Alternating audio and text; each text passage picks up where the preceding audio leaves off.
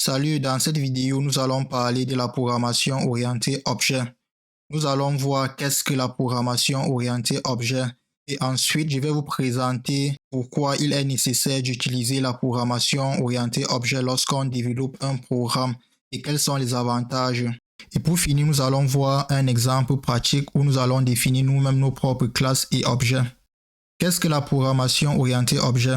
La programmation orientée objet est une méthode de la programmation informatique basée sur le concept des classes et des objets. Donc, c'est-à-dire qu'en programmation orientée objet, tout est considéré comme un objet. La programmation orientée objet va nous permettre d'avoir un programme structuré en regroupant les propriétés et les fonctionnalités connexes dans les objets individuels. Si on prend par exemple le cas de ces deux exemples ici qui va nous permettre de bien comprendre le concept de la programmation orientée objet. En commençant par le premier exemple avec les véhicules, on peut voir que les véhicules ici dans le cas de la programmation orientée objet sont considérés comme des objets. Donc si par exemple on avait une classe voiture, donc chaque voiture individuellement sera considérée comme un objet. Donc un objet c'est une entité physique ou virtuelle qui peut avoir des propriétés et des fonctionnalités. Donc dans le cas de la programmation orientée objet, on appelle les propriétés, les attributs et les fonctionnalités, les méthodes. Donc nous allons voir tout cela dans la suite. Si on prend par exemple le cas du premier objet ou de la première voiture avec la couleur blanche, la première propriété de la voiture serait sa couleur. Et ensuite, une autre propriété serait par exemple la marque de la voiture. Et ensuite, on pourrait aussi définir une autre propriété comme étant le nombre de roues de la voiture. Donc, ces différentes propriétés-ci de la voiture sont appelées en programmation orientée objet des attributs. Les attributs sont tout juste les propriétés ou bien les caractéristiques qu'un objet peut avoir. Si je prends maintenant le cas de la deuxième voiture avec la couleur jaune, donc la propriété couleur de cette voiture-là sera égale à jaune. Donc, et ainsi de suite pour la troisième voiture qui aura la propriété couleur bleue. Et maintenant, si on passe aux fonctionnalités que la voiture pourrait avoir, donc on peut avoir comme première fonctionnalité rouler. Donc la voiture peut rouler. La voiture peut accélérer, donc ça c'est la deuxième fonctionnalité.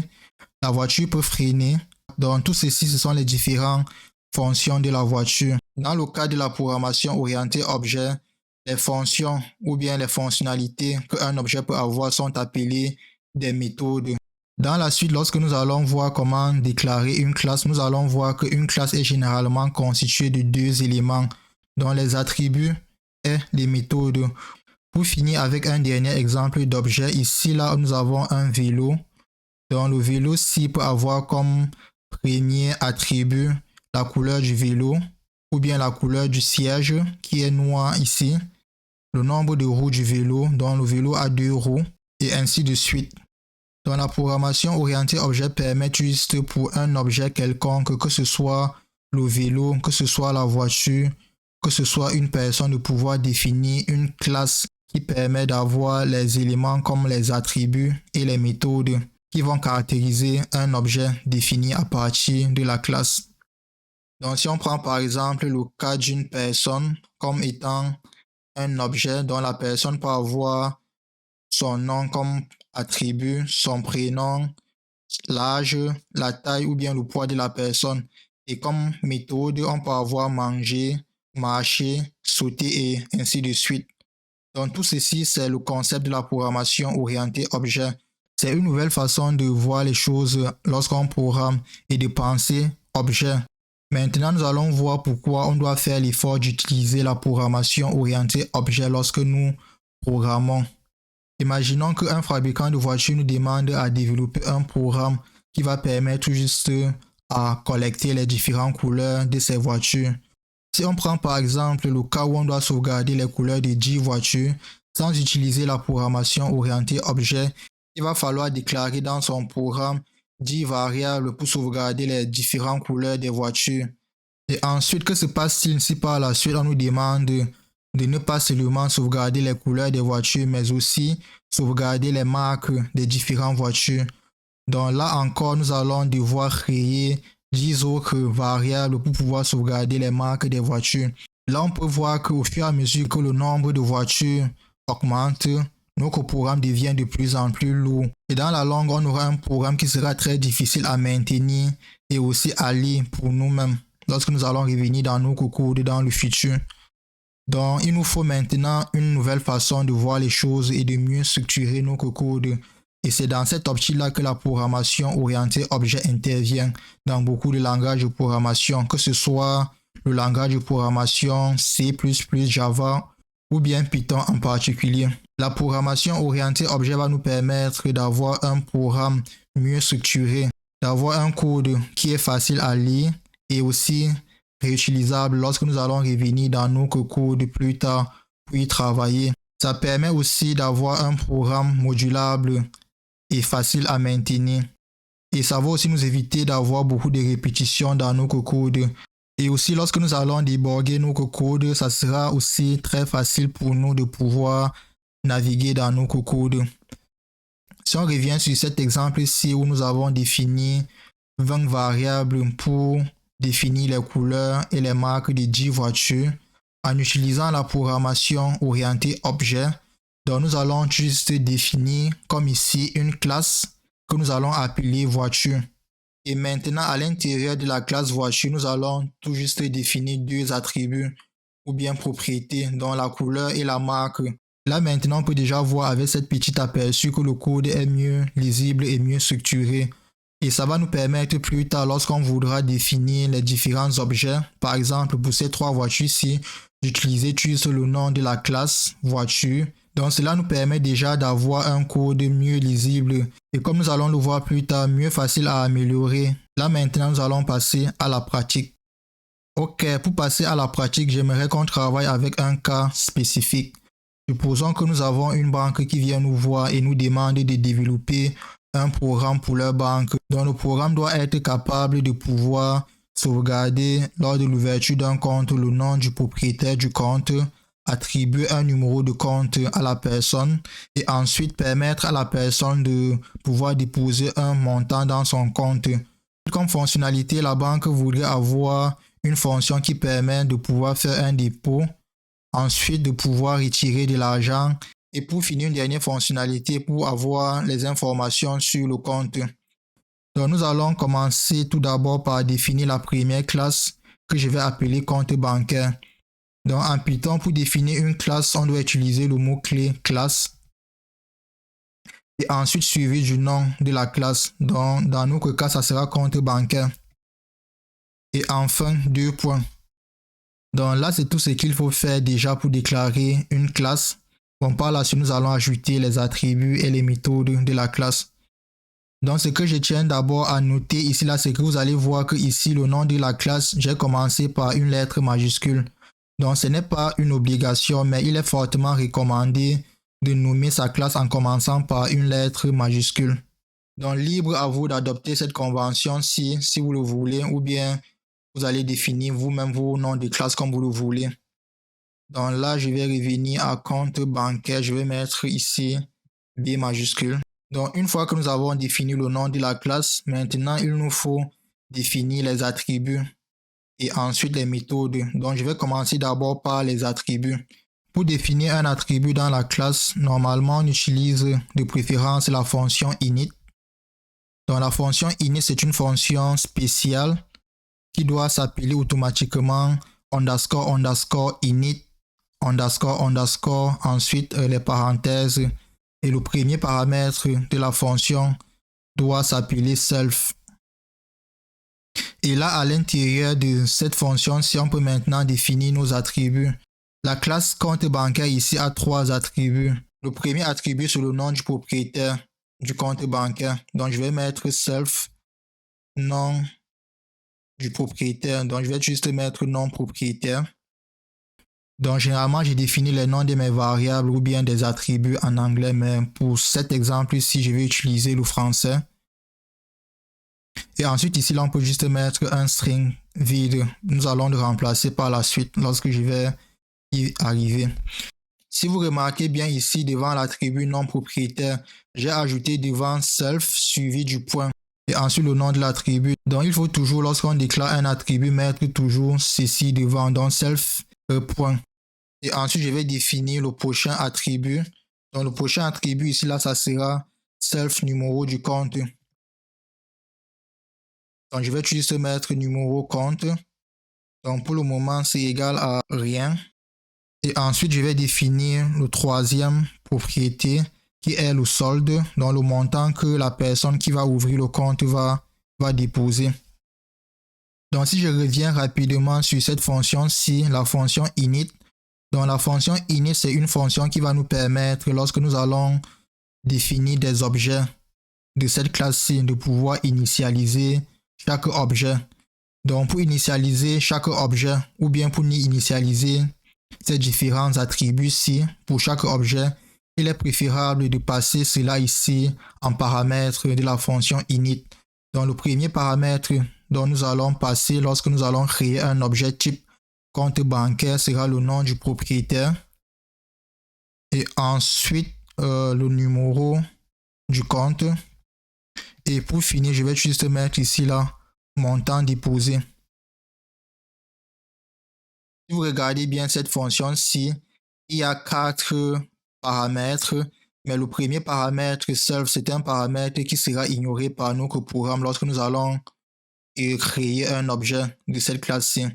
Donc, on va juste utiliser ces 3 paramètres-ci ici pour initialiser ces différents attributs-ci. Donc, je vais juste passer ici, nom propriétaire. Et ensuite, le numéro du compte dans le paramètre ici. Et pour finir, je vais mettre montant déposé. Donc, si vous remarquez bien, j'ai fait exprès de mettre ici la montant déposé au lieu de mettre solde. Donc, c'est juste pour vous montrer que ce qu'on passe en paramètre ne doit pas forcément être nommé pareil que les noms des différents attributs. Donc, par exemple, pour le nom propriétaire, on peut juste mettre propriétaire ici, là. Mais le plus important, c'est que ce qu'on passe ici en paramètre se positionne ici lors de l'initialisation. Donc, une fois que nous avons défini nos 3 attributs pour cette classe-ci, donc on peut déjà faire un premier exemple pour voir si on peut créer des objets de la classe compte bancaire. Ok, je pense que j'ai fait une erreur ici là au niveau du nom. Donc, j'ai mal nommé. Ici, je vais mettre montant. Et là aussi, je vais mettre la variable. Donc là, maintenant, on peut passer directement avant de définir les méthodes, voir comment définir des objets de la classe compte bancaire. Pour définir un objet, c'est aussi tout simple comme lorsque nous avons vu comment déclarer une variable. Il faut préciser tout d'abord le nom de l'objet. Donc, je vais mettre compte 1. Et ensuite, je vais appeler la classe compte bancaire. Et là, à l'intérieur des parenthèses, je vais mettre le nom du propriétaire. Donc, je vais d'abord mettre Steve. Et ensuite, je vais mettre le numéro du compte bancaire. Par exemple, 1111. Et pour finir, je vais mettre le montant déposé. Donc, admettons que la personne qui ouvre son compte dépose 10 000 €. Lorsqu'on définit un objet de la classe compte bancaire, automatiquement la fonction init, qui est une fonction spéciale, est appelée pour pouvoir nous permettre d'initialiser les différents attributs de notre classe, comme ici là. Donc, c'est une fonction qui est appelée en interne par notre programme pour pouvoir récupérer les différentes valeurs qu'on passe ici là et le transmettre directement ici à la fonction init. Donc, le nombre et l'ordre des paramètres que nous passons ici dans la fonction init, donc définir comment nous allons les utiliser ici là dans les parenthèses lors de la déclaration ou bien la définition d'un objet. Donc, comme je vous l'ai dit, le premier paramètre n'est pas pris en considération. Donc, lorsque notre programme va appeler en interne la fonction init, donc il va passer ces 3 arguments-ci directement à notre fonction en commençant par notre premier paramètre ici en haut. Donc, une fois que nous avons défini un premier objet, donc il est facile de définir d'autres objets.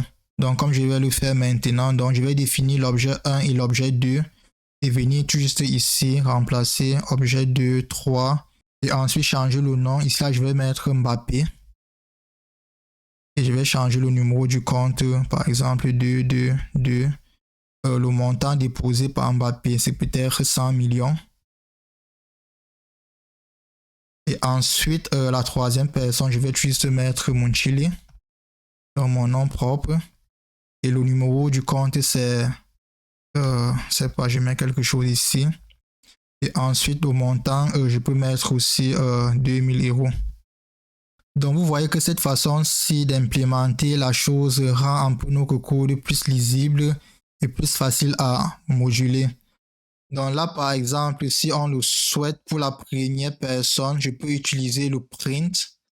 Et ensuite, à l'intérieur du print, je peux demander à connaître la valeur du nom du propriétaire. Donc, si je sauvegarde là et j'exécute mon programme, comme ici, là, donc nous allons voir normalement dans le terminal ici, Steve, comme là. Donc, je vais agrandir un peu. Donc là, on va voir Steve. Donc, il y a un peu le nom du propriétaire du compte 1. Donc, si je reviens par exemple ici, je mets compte 2 par exemple. Donc là, normalement, si je sauvegarde et j'exécute, là, ici, on va voir Mbappé. Bon, Mbappé, je pense que ça avait un seul « et », si je ne me trompe pas. Donc, une fois que nous avons défini nos objets, on peut aussi changer les valeurs qu'il y a à l'intérieur. Donc, si je reviens par exemple dans le cas du compte numéro 2 et que je demande à connaître le solde que la personne avait déposé, donc là, je peux faire par exemple compte 2 solde. Donc là, ici, là, dans le terminal, je peux voir le solde de la personne. Et si par exemple ici, j'utilise le compte 2 et ensuite le solde, je change par exemple le montant et que je mets à 500 euros et que je fais un deuxième print. Donc là, normalement, si je ne me trompe, on va voir 500.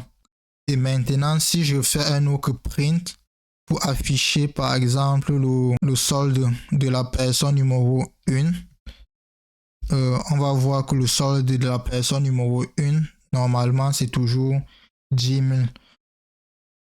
Donc là, on peut voir que nous avons utilisé une même classe, dont la classe compte bancaire, avec 3 attributs pour définir chaque objet indépendamment. Et on remarque aussi que les différents attributs qu'il y a à l'intérieur de cette classe-ci sont aussi indépendants de chaque objet.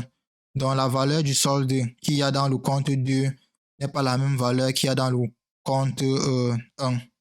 Donc ça, c'est l'avantage qu'il y a lorsqu'on utilise la programmation orientée objet. Donc ce qui fait que si maintenant on souhaite revenir dans notre code ou bien dans notre classe et ajouter une première fonctionnalité de la classe, comme par exemple faire un dépôt, donc on va juste apporter la modification ici à l'intérieur de la classe et non partout dans notre programme. Donc ce qui fait que nous avons un programme qui est plus facile à maintenir. Donc là, je vais définir une première méthode. Donc la méthode que je vais définir maintenant sera appelée dépôt. Donc comme je l'ai dit, toutes les méthodes qui à l'intérieur de la classe doivent obligatoirement avoir un premier paramètre qui se nomme self. Et ensuite, la fonction dépôt doit prendre comme paramètre propre à la fonction montant. Donc qui sera le montant que la personne va déposer. Donc ici, à l'intérieur de cette méthode-ci, donc je vais utiliser une fois de plus self appelé solde. Et là maintenant, je peux modifier la valeur du solde, donc qui est le montant. Donc je fais ici solde est égal à plus égal montant. Donc c'est la même chose si je faisais par exemple solde est égal à solde plus montant. Donc ici là, je n'oublie pas self. Donc ceci c'est la même chose que l'autre ici que j'ai fait précédemment, mais seulement que dans l'autre cas, si le code est un peu plus court. Une fois que cette première méthode-ci a été implémentée, on peut l'utiliser dans notre programme. Donc là, si je reviens ici, je peux déjà faire un premier print, utiliser par exemple le compte numéro 3 pour connaître le solde de la personne. Et ensuite, je vais appeler maintenant la méthode dépôt de la classe compte bancaire pour ajouter un montant. Donc pour cela, j'appelle le nom de mon objet qui est compte 3. Et j'ai oublié de mentionner quelque chose. Donc pour pouvoir accéder à un attribut ou bien à une méthode de notre classe, on utilise généralement le point. Donc, il est un peu comme si on précisait une appartenance de soit peut-être l'attribut solde ou bien la méthode dépôt à cet objet-ci. Donc, ne pas oublier de mettre le point ici devant. Donc, sinon, ça ne va pas fonctionner. Donc là, je peux appeler directement dépôt. Donc, si vous remarquez bien, si je reviens encore là derrière, lorsqu'on met le point directement, on peut voir ici là que ça reconnaît les différentes méthodes et attributs qu'il y a dans notre objet. Comme ici là, donc j'ai besoin de dépôt. Je peux juste cliquer dessus. Et ensuite, dépôt prend en paramètre le montant que je souhaite ajouter. Donc, le montant que je souhaite ajouter, supposons que c'est 300 €. Si je sauvegarde le programme, donc avant de sauvegarder, je peux faire un autre print. Donc, je sauvegarde maintenant et j'exécute le programme. Là, on va voir que pour le premier print, on avait comme résultat 2000, qui est ce montant-ci que nous avons inséré ici là, lors de l'initialisation. Et après l'appel de la méthode dépôt sur l'objet compte 3, nous avons ajouté 300 € au solde. Et là maintenant, le montant total vaut 2300. Donc, on peut aussi faire pareil sur d'autres objets, compte 2 ou bien compte 3. Ok. Donc là maintenant, je vais déclarer deux autres méthodes. Donc, la prochaine méthode que je vais déclarer, c'est la méthode retrait. Donc, c'est une méthode qui va nous permettre de pouvoir faire un retrait dans notre compte. Donc, pour cela, je précise toujours comme premier paramètre le mot self. Et ensuite, je précise le montant qu'on souhaite retirer. À l'intérieur de cette méthode-ci, on peut aussi utiliser les conditions. Tout d'abord, vérifier avant de permettre à la personne d'effectuer un dépôt si le solde qu'il y a dans son compte est suffisant pour pouvoir retirer le montant souhaité. Et pour cela, on peut faire juste un if et demander si le solde, donc self solde, est supérieur au montant demandé. Donc, si ce montant-là est, prenons d'abord le cas où ce montant-là est inférieur. Si le solde qu'il y a dans notre compte est inférieur au montant qu'on souhaite récupérer, donc là, on demande à la fonction de retourner false. Donc, de ne rien faire. Maintenant, par contre, si le solde qu'il y a dans notre compte est supérieur au montant, ça veut dire que nous avons assez d'argent pour permettre au propriétaire du compte de pouvoir retirer le montant souhaité. Donc, dans ce cas-là, on peut juste faire self solde et ensuite retirer juste le montant dans le solde, comme ceci. Et pour finir, faire return true pour marquer que tout s'est bien passé. Donc là, si je reviens dans mon code, donc juste pour tester la fonction retrait, donc je vais supprimer ceci. Donc prenons par exemple un cas où l'argent n'est pas suffisant dans le compte pour pouvoir faire un retrait. Donc pour cela, je peux, déjà si je le souhaite, utiliser une condition ici. Donc là, je vais mettre compte et je vais juste appeler retrait. Donc, je vais souhaiter par exemple dans le cas-ci, donc là je regarde, je vois que le montant lors de l'initialisation c'est 10 000. Donc, je vais demander à retirer 20 000 ici. Donc, normalement, si dans le compte, je n'ai pas assez d'argent, la fonction ici va me répondre avec un false, comme ici là. Donc, ça va renvoyer un false. Donc là, si je reviens ici pour continuer, donc dans le cas où tout s'est bien passé et que le montant a été suffisant peut-être dans le compte, je vais mettre ici le retrait s'est bien passé. Et dans le cas où le montant n'est pas suffisant, je vais utiliser un else. Et ensuite, je vais juste mettre là, vous n'avez pas assez d'argent dans vos comptes. Ok, donc nous allons tester ce programme-ci pour voir ce que ça nous donne en retour. Donc normalement, comme le montant ici là est de 20 000, c'est cette ligne-ci qui va s'exécuter parce que la fonction retrait va renvoyer false. Donc pour tester, je vais juste lancer le programme. Donc là, on peut voir, vous n'avez pas assez d'argent dans vos comptes ici dans le terminal. Donc si je change par exemple la valeur du montant à retirer. Je mets par exemple 5000.